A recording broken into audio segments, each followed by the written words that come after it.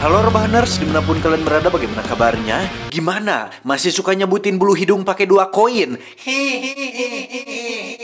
Setelah beberapa pekan mental kita berada dalam zona nyaman dan hormon kebrutalan Anda sulit untuk terbuka, kali ini saya akan merangkum sebuah film yang benar-benar sangat beradrenalin berjudul Project Wolf Hunting tahun 2022. Memang film dari Korea tetapi bukan drama, cinta-cintaan, dan jelas tidak kaleng-kaleng, sehingga langsung saja pasang handsfree. Anjing muncrat, baru juga mulai monyong deh. Sehingga langsung saja pasang handsfree, simetriskan prosesor bahan, kencangkan celana dalam, selamat menonton dan cekicrot. 범죄자들이 오늘 오후 5시 마닐라 컨테이너 터미널에서 출발하는 Pada tahun 2016, sebanyak 47 penjahat asal Korea yang kabur ke Filipina akhirnya berhasil ditangkap dan dibawa kembali ke Korea menggunakan pesawat terbang, yang mana terjadi insiden tak terduga ketika seorang pria yang merupakan anggota dari salah satu keluarga korban nekat meledakkan dirinya sendiri, mengakibatkan banyak korban jiwa berjatuhan.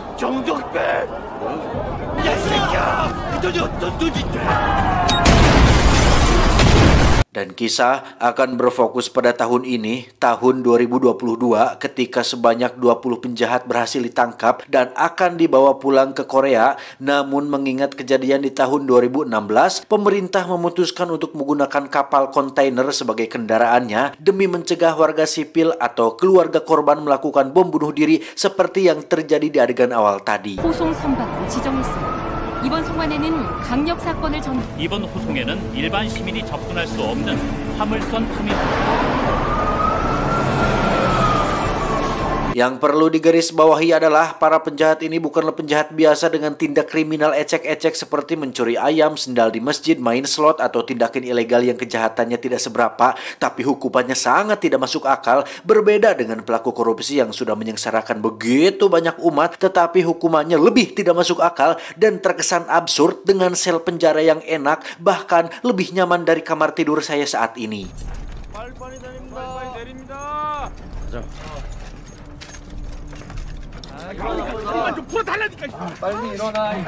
Nah, para napi ini merupakan penjahat dengan peringkat tertinggi di Interpol, yang berarti mereka semua telah melakukan tindakan kriminal di luar batas ambang, sehingga ditugaskanlah para polisi berpengalaman untuk mengawal perjalanan ini sampai tiba di Korea.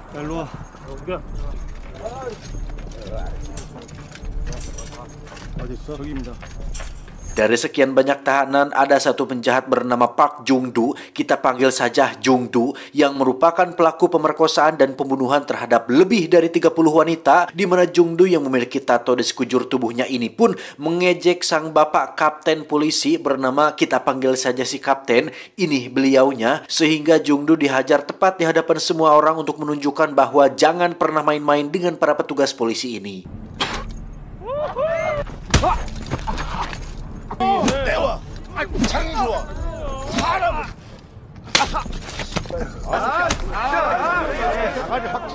Beralih ke Korea, lebih tepatnya kantor pusat komando yang mengawasi perjalanan ini, yang di situ ada Bapak Komandan yang akan menjadi pemimpin dalam misi pemindahan para penjahat tingkat tinggi ini. Kembali ke kapal, di menit-menit sebelum keberangkatan, para tahanan pun dimasukkan ke dalam satu ruangan berisi 2 tahanan, di mana anak buah kapten yang akan ditempatkan di depan setiap ruangan untuk menjaga dan mengawasi para penjahat jikalau ada yang macam-macam atau berniat untuk melarikan diri.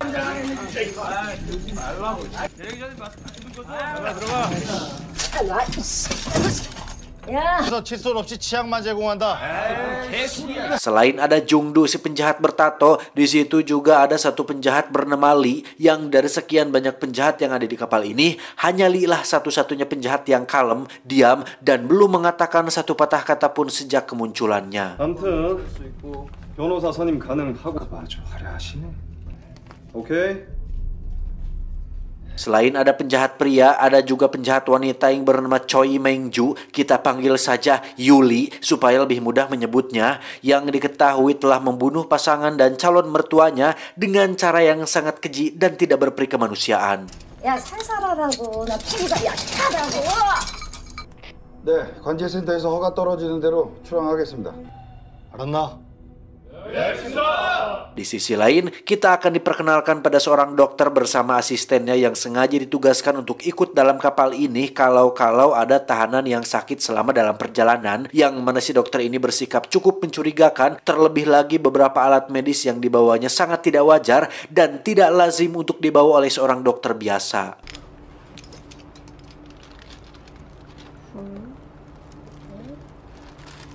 혹시 술 같은 거 좀 챙겨 오셨어요? Selain itu, ada juga tim koki yang bertugas khusus untuk memasak makanan bagi para tahanan, di mana sang kapten yang merasa terbantu pun sangat berterima kasih kepada mereka semua yang telah mau dan bersedia untuk ikut dalam perjalanan yang beresiko ini. 네, 저희 이제 출발하겠습니다.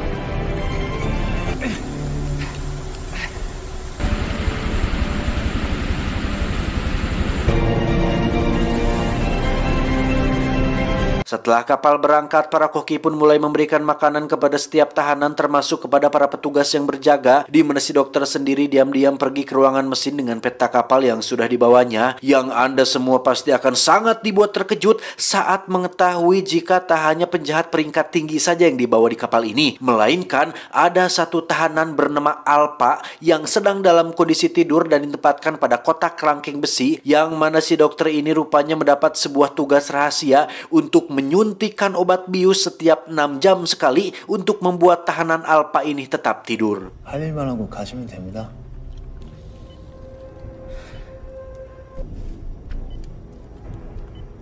Sampai sini jelas bahwa ada suatu tujuan rahasia yang tidak diketahui oleh si kapten termasuk awak kapal, apalagi ketika Bapak Komandan diam-diam membuka sebuah dokumen rahasia dengan tingkat kerahasiaan tinggi atau top secret. Sudah jelas bahwa ada rahasia yang sedang disembunyikan oleh si Bapak Komandan dari semua anak buahnya. 정도 119도 38분.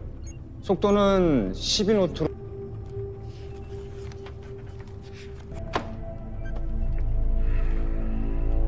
Ketika tengah malam tiba, para petugas yang berjaga pun mulai lelah dan mulai lengah untuk tidak terus menjaga batanya kepada para penjahat ini, yang hal itu dimanfaatkan Jungdu untuk mengeluarkan sebuah kawat kecil yang sebelumnya sudah ditanam di bawah kulit lidahnya.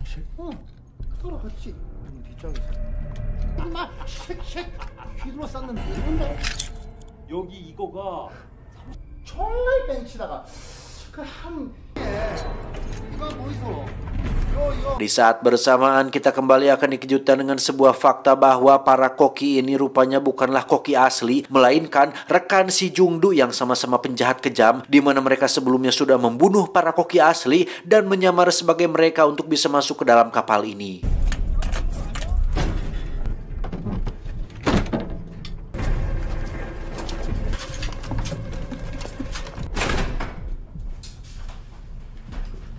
Saat akan mulai beraksi itulah para koki abal-abal ini pun ketahuan membawa senjata oleh dua petugas, di mana mereka langsung membunuh kedua petugas ini dengan cara yang brutal dan sangat tidak manusiawi.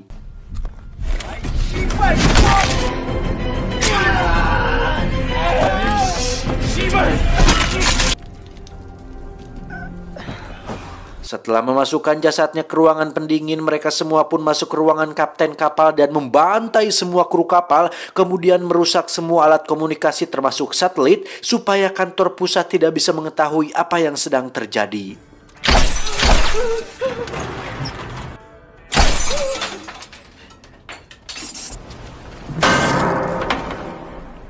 신호가 끊겼습니다. 무슨 말이야 그게? VHF 연결이 안 됩니다.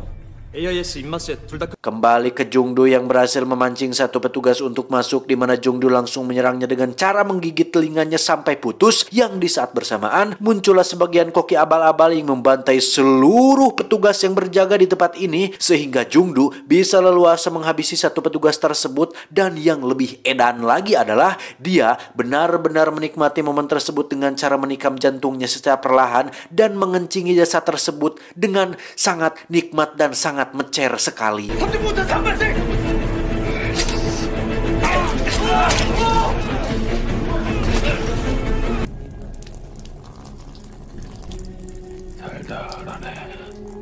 Si kapten sendiri tengah bersama dengan anak buahnya yang lain, yang salah satunya adalah polisi wanita cantik bernama Dayun. Ini parasnya yang sempat mendengar ada suara ribut-ribut di ruangan kapten kapal, yang ketika mereka bermaksud untuk memeriksanya, tiba-tiba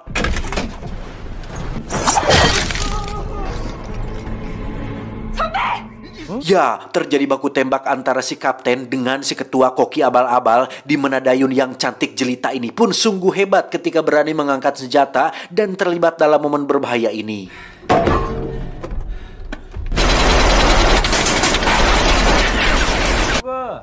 이쁘게 헤쳐놨을걸?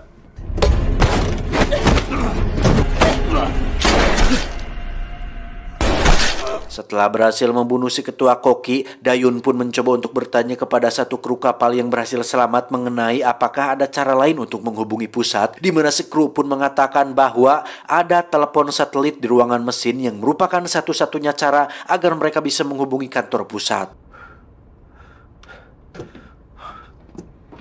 Kembali ke Jungdu yang berhasil membebaskan semua penjahat sekaligus menguasai kapal ini, di mana Lee yang tidak setuju dengan aksi ini pun menyarankan Jungdu untuk urungkan niatnya karena Lee nampaknya sudah bisa membaca jika rencana ini terlalu gegabah dan bisa membuat mereka semua celaka. 그냥 조용히 한국으로 가라. 원래대로. 돌아삐겠네. 뭐 일이 이래 됐뻔노. Si dokter sendiri terlihat begitu panik ketika mendengar suara tembakan, di mana dia memutuskan untuk mengunci pintu dan mengurung dirinya bersama si asisten agar tidak terlibat dalam kekacauan yang sedang terjadi. Sementara Jungdu pergi ke ruangan mesin, satu penjahat bernama Samsul ini pun melakukan tugasnya untuk mengumpulkan semua jasad di dalam ruangan pendingin yang secara terduga darah dari semua tubuh korban pun mengalir melalui saluran pipa pembuangan yang tanpa disengaja bocor dan menetes tepat di wajah si tahanan Alpa. Dan 다 옮겼습니다.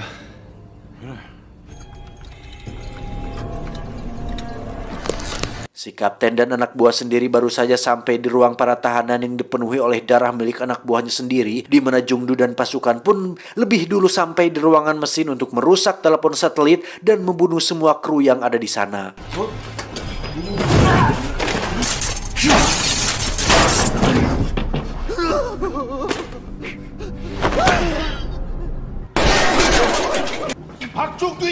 Ya, muncullah si kapten bersama sisa anak buahnya yang bermaksud untuk menangkap mereka semua, yang sebetulnya kapten tinggal tembak saja para penjahat ini, beres, gak perlu ribet-ribet gelut. Tetapi nampaknya itu terlalu mudah bagi mereka semua sehingga kedua kubu ini memutuskan untuk bertarung dengan tangan kosong, yang itu lebih ada gregetnya.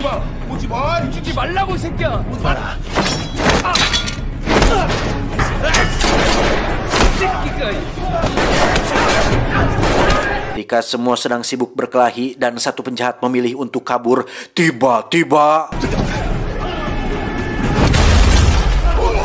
ya, muncullah Alpa yang membuat semua orang langsung terdiam, yang meskipun kedua matanya tertutup karena dijahit dengan kawat, tetapi Alpa mampu melihat semua orang dengan spektrum inframerah atau suhu panas tubuh layaknya binatang serigala, di mana dia memiliki kecepatan dan kekuatan melebihi manusia normal yang membuat sebagian besar penjahat tewas dengan hanya satu serangan tangan kosong yang dilayangkan oleh Alpa.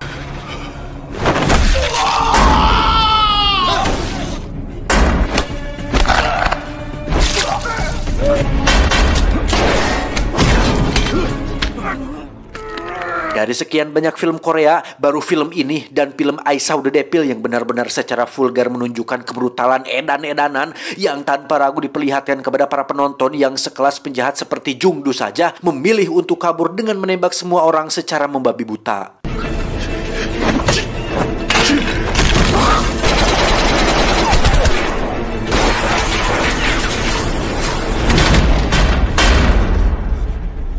Dan ya, Alpa memiliki kecepatan super lincah layaknya serigala, di mana dua anak buah Jungdu pun dihabisinya dengan cara yang sangat berdarah-darah, sehingga Jungdu yang tidak punya pilihan lain pun terpaksa harus menghadapi Alpa. Dan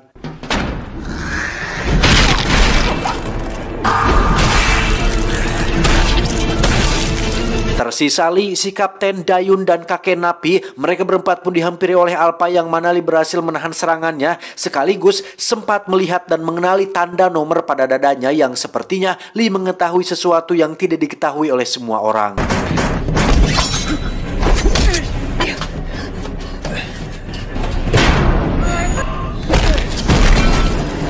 Mereka berempat pun akhirnya selamat setelah berhasil menutup pintu baja otomatis, sementara si komandan sendiri menggunakan citra satelit untuk mengetahui apa yang sebenarnya sudah terjadi. Dan beliau benar-benar dibuat geram ketika menyadari para penjahat itu membuat kekacauan di dalam kapal, yang tak lama kemudian muncullah panggilan telepon dari seseorang yang nampaknya sangat penting bernama Direktur Pio. Iya, Bang. 나한테 약 좀 쳤다고. Entah siapa Direktur Pio ini, tetapi dia memiliki tanda nomor di dadanya yang sama seperti yang dimiliki oleh Alpha, di mana si komandan diperintahkan untuk segera pergi ke kapal dan bereskan kekacauan tersebut secepat mungkin. 알고도 나 몰라라는 건 당신이잖아. 내 눈앞에 데려와. Kembali ke kapal, ada 2 kru kapal yang rupanya masih hidup dan memutuskan untuk kabur menggunakan skoci. Tetapi Alpha keburu muncul dan membunuh mereka semua, yang mana si asisten dokter sendiri masih sempat-sempatnya maskeran tanpa tahu bahwa di luar sana sedang terjadi kekacauan yang sangat chaos. Dan tiba-tiba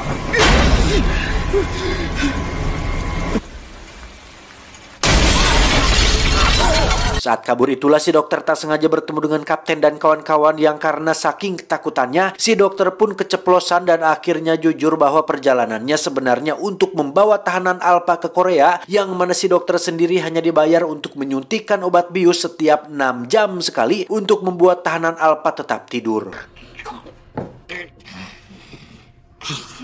Si kapten pun menyuruh Dayun untuk membawa mereka berempat ke tempat aman, sementara dirinya akan pergi ke ruangan lain untuk mencari anak buahnya yang barangkali masih ada yang masih hidup, yang meskipun sudah diperingatkan untuk jangan memisahkan diri, tetapi si kapten tetap kekeh dan tetap yakin jika sutradara akan menyelamatkannya.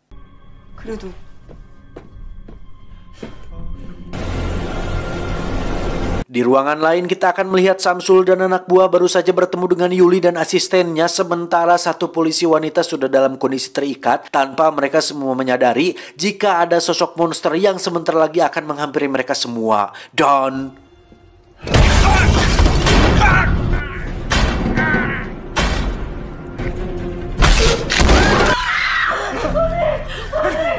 tersisa Samsul dan Yuli yang berhasil kabur menggunakan lift, di mana mereka berdua akhirnya bisa bernafas lega setelah merasa bahwa Alpha tidak akan bisa mengejar mereka. Tetapi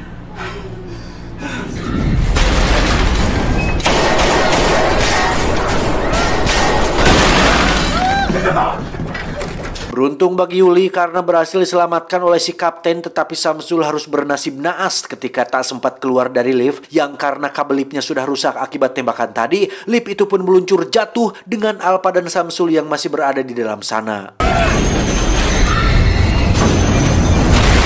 Mengira jika Alpha tidak akan bertahan, si kapten benar-benar dibuat takjub tatkala melihat Alpha masih nangtung berdiri tegak seolah tak terjadi apa-apa, sehingga mereka berdua segera pergi ke dapur untuk mengamankan Yuli di dalam ruangan pendingin.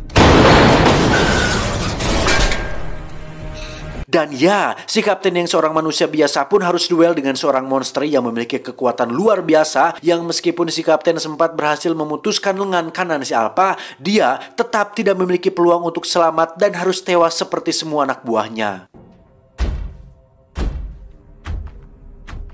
Giliran Teh Yuli yang disatroni, dia pun berpikir keras untuk bisa selamat dengan cara berbaur bersama mayat yang ada di sana dan pura-pura mati dengan tidak bergerak sama sekali, yang secara tak terduga cara itu berhasil untuk mengelabui si Alpha.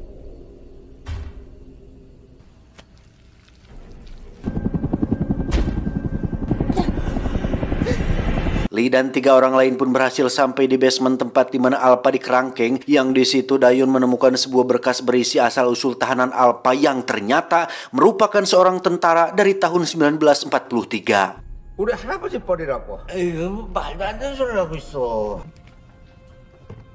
실험체. Alpha dikirim ke Filipina pada saat Jepang melakukan penjajahan. Dia dan rekan-rekannya ditangkap oleh pihak Jepang, lantas dijadikan subjek percobaan dalam sebuah proyek penciptaan senjata manusia. 프로젝트 실험체 중 가장 완성형에 가까운 무차별적이고 극단적인 폭력성의 원인은 Pada laptop yang ditemukan si dokter, Alpha diketahui 5 kali lebih kuat dari manusia biasa, memiliki karakteristik genetik serigala, sensitif pada suara dan bau darah, dan penuaan sel tidak berlaku pada tubuhnya, yang itu berarti Alpha adalah makhluk abadi yang tidak akan pernah mati kecuali atas izin Allah. 완전 암세포랑 똑같네. Dan kita akan dibawa flashback ke tahun 1943 ketika eksperimen ini baru saja selesai dilakukan, di mana saat semua orang sedang tepuk tangan merayakan keberhasilan ini, suara tepuk tangan tersebut memicu Alpha untuk bangkit dan langsung membantai semua orang yang ada di sana.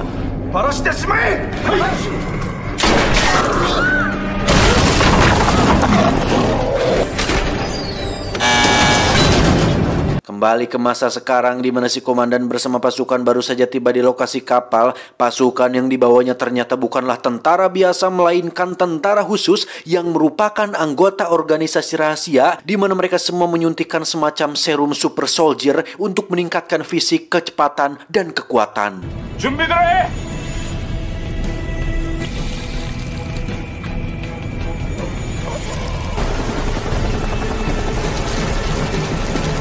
Sesampainya di dalam kapal, si komandan langsung disambut oleh Teh Yuli yang meminta pertolongan, disusul dengan kemunculan Dayun, si dokter, dan si kakek, di mana si komandan langsung membunuh Yuli dan Dayun karena tujuan mereka ke sini bukan untuk mengevakuasi mereka, melainkan untuk membunuh Alpha yang sudah kepalang lepas dan tak terkendali.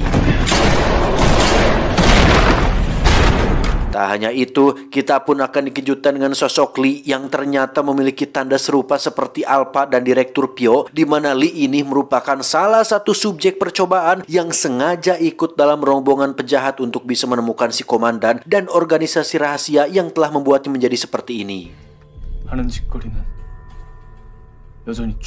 Sedikit kilas balik, Lee dan beberapa kawannya ternyata adalah korban penculikan untuk dijadikan subjek percobaan, yang dari semua subjek tak ada satupun yang berhasil bertahan dari serum tersebut, hingga ketika semua mayat akan dibuang dan dijadikan makanan babi, Lee secara tak terduga membuka mata, pertanda tubuhnya menerima serum tersebut, yang dari situ Lee memutuskan untuk hidup normal dengan menikah dan memiliki keluarga kecil, sampai si komandan muncul kembali membunuh istri dan bayi kecilnya, yang membuat Lee memutuskan untuk membalas dendam kepada si komandan dan organisasi rahasia tersebut. Tak lama muncullah Alpha yang membuat perhatian semua orang langsung teralihkan, di mana semua pasukan langsung menembakinya, yang membuat pertarungan brutal tak terhindarkan lagi.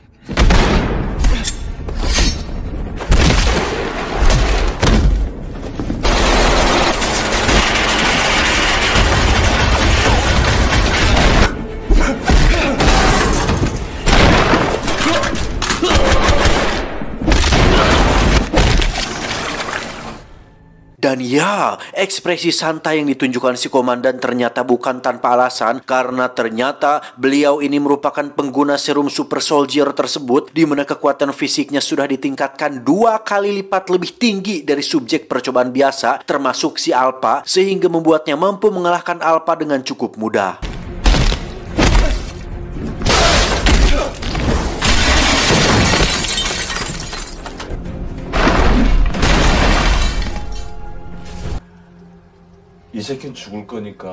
Si dokter dan si kakek sendiri naik ke dalam helikopter si komandan. Alih-alih akan kabur dari sini, mereka berdua justru harus mati bersama pilot yang standby di dalam heli tersebut. Tersisa Lee dan si komandan di kapal ini. Mereka berdua bertarung dengan basic yang sama, yaitu sama-sama pengguna serum. Namun karena serum si komandan sudah ditingkatkan khasiatnya, maka Lee harus dibuat kewalahan oleh serangan yang diberikan oleh beliau.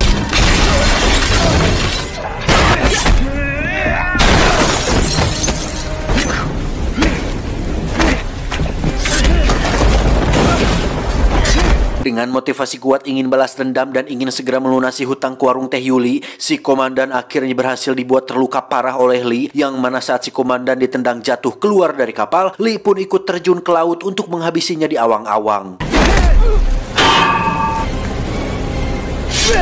Beralih ke tempat lain, lebih tepatnya sebuah markas rahasia tempat dikurungnya para subjek percobaan, di mana kita akan dibukakan sebuah fakta sebenarnya tentang sosok si Direktur Pyo yang ternyata adalah teman si Alpha sesama tentara pada tahun 1943. Entah bagaimana caranya dia bisa sampai sukses seperti sekarang, tetapi yang jelas Direktur Pyo ini memiliki fisik yang jauh lebih kuat dari semua karakter yang ada, yang hal itu dibuktikan ketika dia mampu mematahkan lengan salah satu subjek dengan sangat-sangat mudah.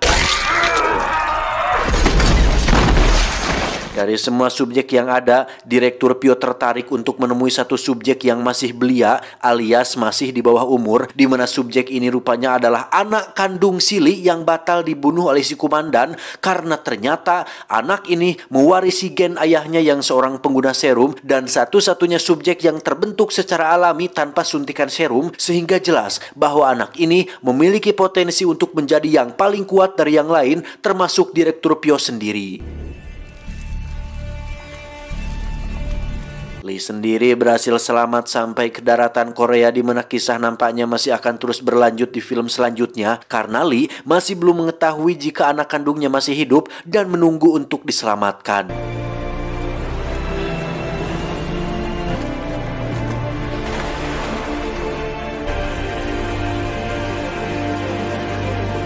Dan inilah proyek berburu serigala. Tamat, ending yang cukup mengenangkan.